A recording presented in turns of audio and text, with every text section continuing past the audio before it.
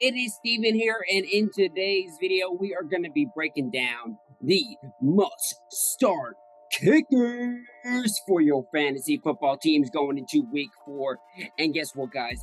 The cool air is coming in, the warm air is going out, but we've got the nice veggies like this squash right here.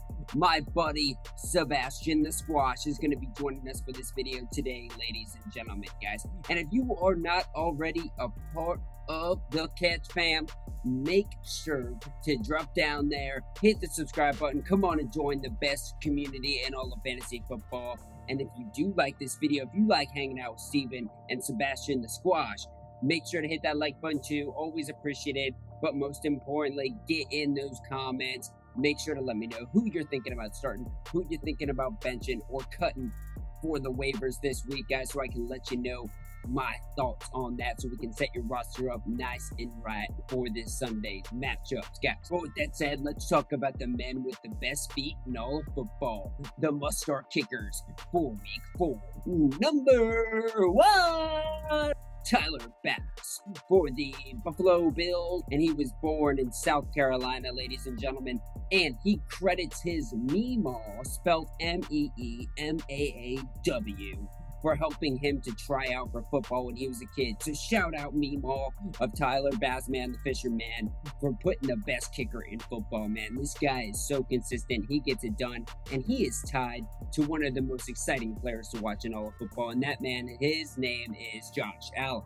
Listen, guys, Tyler Bass in the season so far, week 1, he got 8 points, 12 points in week 2, and only 4 in that tough loss against Miami. But here we go, week 4, we got the Baltimore Ravens, who just made Nick Folk raise from the dead and have 10 fantasy points. I think this is a really good opportunity. I think there's going to be a ton of yards here. I want fantasy pieces everywhere. I think Gabe Davis, Stephon Diggs, even Dawson Knox might sneak out. But I also think Tyler Bass, man, the Fisherman, is going to have himself a day as well. Tons of opportunities here. This should be a really fun marquee game to watch, and I think Tyler Bass is going to have himself a day. You agree, Sebastian? Oh, yeah, he agrees. Let's get it done, Tyler Bass. Up next, we're talking about the 32-year-old that I gave a shout-out to last week, and I was just so excited I had to put him back on the video, ladies and gentlemen. Brett Maher for the Dallas Cowboys, 11 fantasy points against the Giants. 4 attempts, 3 field goals made. He looked incredible, guys. He is such a big part of this Dallas Cowboys team that is now 2-0 since losing Dak Prescott. I really like what I'm seeing here with this defense and this kicker. And guess what, guys? He played basketball in high school. Maybe he's got a little bit of some LeBron James, Michael Jordan in him. I think so, because of the performances he's been putting down, ladies and gentlemen. But guess what? Going up against this Washington Commanders team here, another division rivalry matchup. I think they're going to be relying on Brett Maher all the way until we get Dak Prescott back here. Let's put him into your lineups again, because I think there's a real opportunity for another performance just like the last 2 weeks. Let's get it done from the man from College, Nebraska. Up next, we're talking about Evan Money Mac McPherson, who has an 83.3% career field goal rate, and he has 70 touchbacks. Do any of those stats matter? Absolutely. I go to sleep and I wake up to those facts, ladies and gentlemen, because I love kickers so much. But guess what, guys? This Evan Money Mac McPherson guy, he's the real deal. 3 attempts each week on the season. That's what I love to see, because I love to see that the Bengals are trusting this guy. Going up against the Dolphins in week 4, which I already shouted out on the defense video, ladies and gentlemen. I think this is going to be a game which sees a decent amount of air yardage and sees the Bengals move the ball down the field. But I do think they have to rely on a guy like Evan McPherson to put points up there, because this Dolphins defense is no joke. And I absolutely think this guy is a must-play here. 9 fantasy points against the Jets, 13 the week before that against Dallas. Miami Dolphins here. I think this is exactly the type of matchup that bleeds opportunity for those long field goals and heavy usage rate. I absolutely feel full confidence in putting this guy into my lineups this week. Let's put the Florida Gator in there and let's let him jump. Up next, we're talking about Matthew Phillip Prater. This guy has played for 5+ teams in his career, his illustrious career. This dude is an absolute legend. You look at this guy walking down the street and you think, man, those are some serious legs. But let me tell you what, guys. Last week against the Los Angeles Rams was his real breakout week. I mean, for crying out loud, this Cardinals Cliff Kingsbury team was not giving this guy a chance. to kick the ball. All week 1 and week 2, he had 0 attempts, but in week 3, they said we got to feed the beast. He had 4 attempts, 4 field goals made, 2 from the 40 to 49 range. I loved everything about it. He looked fantastic with those 14 fantasy points he performed. And then he's going up against Carolina. Will Lutz for the New Orleans Saints. I thought that was maybe going to be a good play there, but guess what? Will Lutz just kept missing field goals or getting his field goals blocked. I think that there would have been a big game lying there for Will Lutz if he had just converted. Well, guess what? Let's get back to the guy who's a little sexy, Matt Prater from UCF.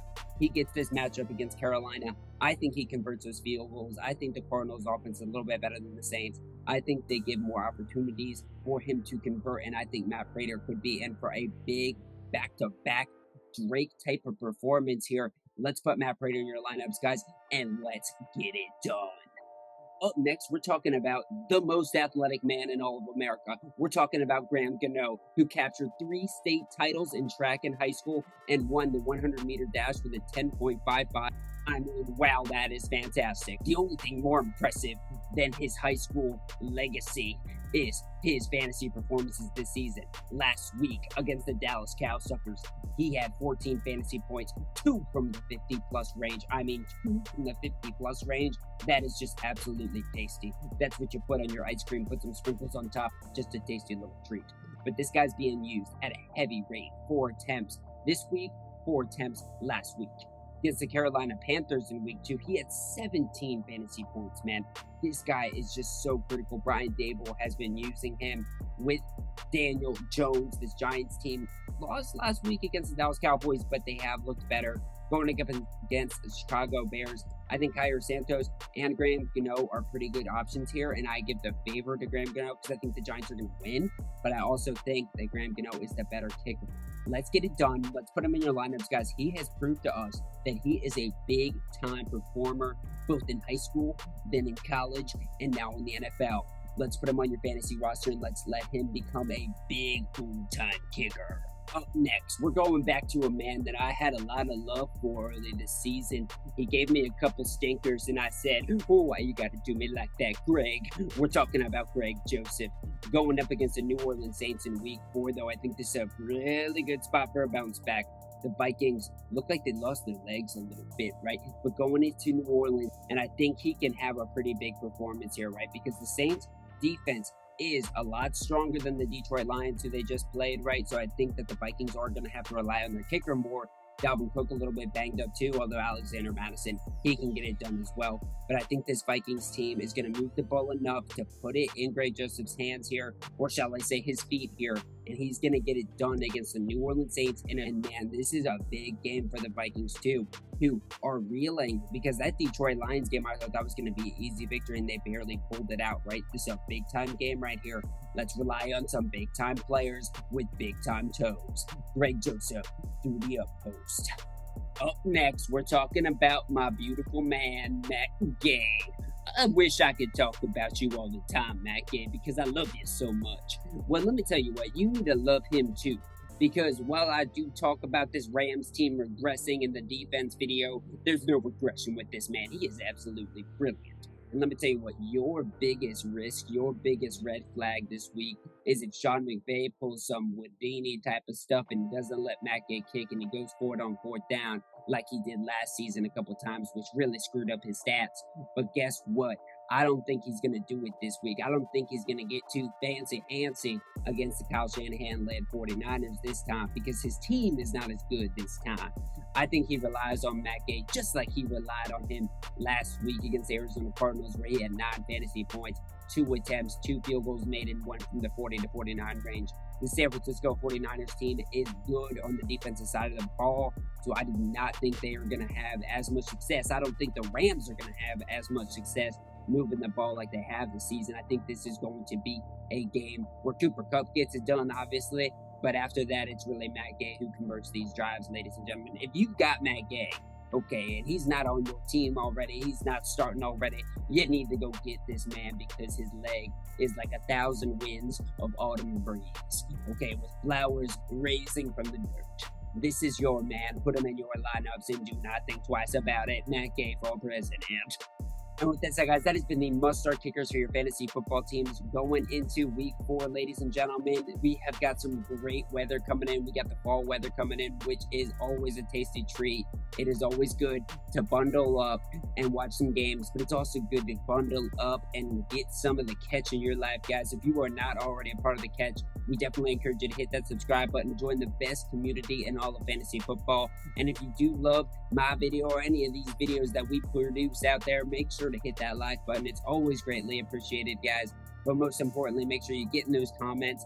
Let us know what is on your respective waivers or what is going on your roster, so we can set your team up for this weekend, guys, so we can get a W. Whether you lost in week 3 or whether you're projected to win in week 4, we need to shore your team up so we can dominate week 4 and we can get it done and embarrass your opponents. Ladies and gentlemen, you know what it is. You saw it here first at the catch.